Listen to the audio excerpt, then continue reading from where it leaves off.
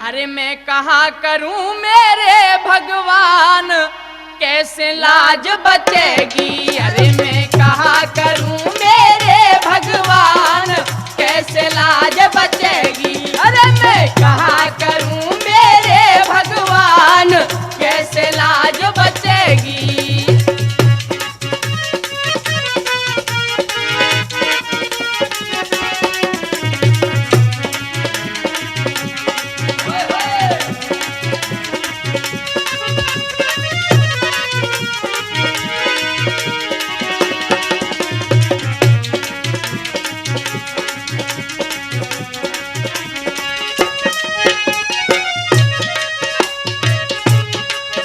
रंडुअन को बड़ो पमारो बोले लारे को लारो। रंडुअन को बड़ो पमारो डोले लारे को लारो।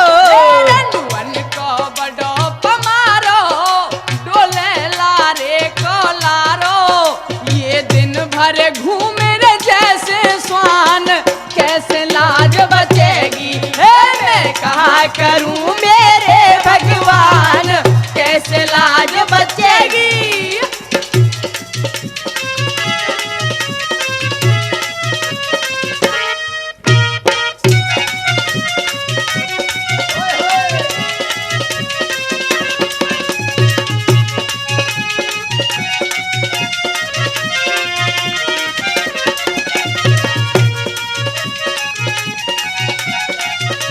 कहना भैया बंगालो सूदो पर रो ऐसा? जो इनके मन की कर रो।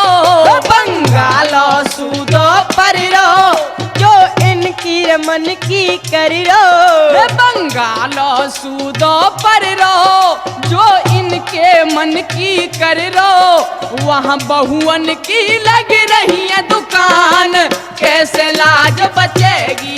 अरे मैं कहा करूं मेरे भगवान कैसे लाज बचेगी।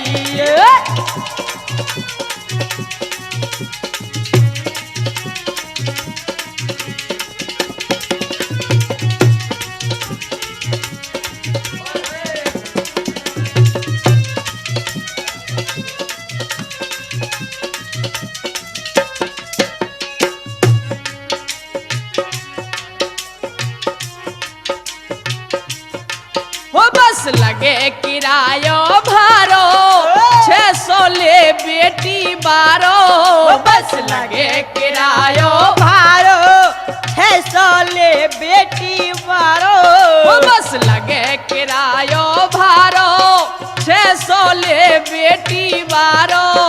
अरे भारी खुश हुए रहो मेहमान कैसे लाज बचेगी। मैं कहा करूं रे भगवान कैसे लाज बचेगी। क्या कहने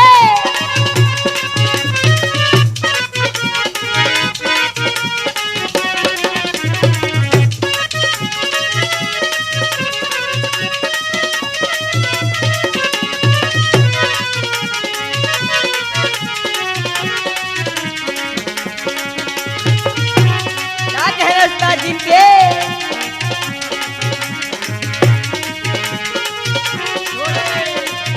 और क्या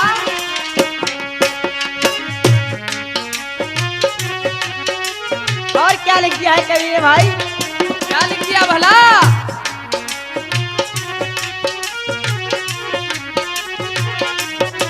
ये काने और भेंडे जा रे सब छांट छांट के लारे।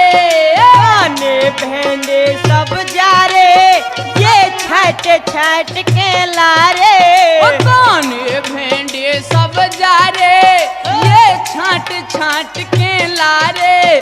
जाको जैसे भी लग जाए मीजान कैसे लाज बचेगी। अरे मैं कहा करूं मेरे भगवान कैसे लाज बचेगी।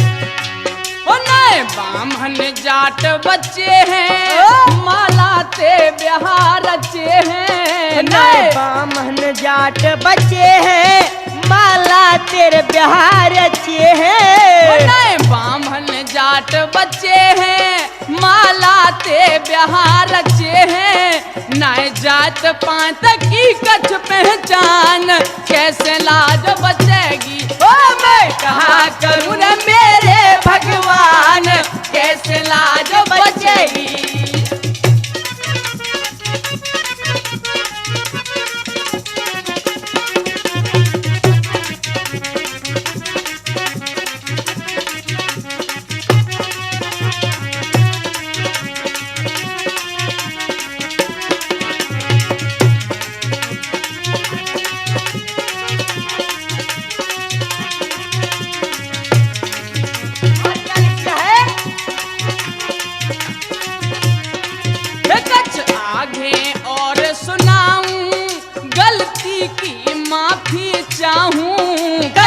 आगे और सुनाऊं गलती की माफी चाहूं वो कछ आगे और सुनाऊं गलती की माफी चाहूं ओ तू सुरेश चंद कर सच्चे बयान कैसे लाज बचेगी अरे मैं क्या करूं मेरे भगवान कैसे लाज बचेगी अरे मैं तो कहा करूं मेरे भगवान कैसे लाज बचेगी मैं कहा करूं मेरे भगवान कैसे लाज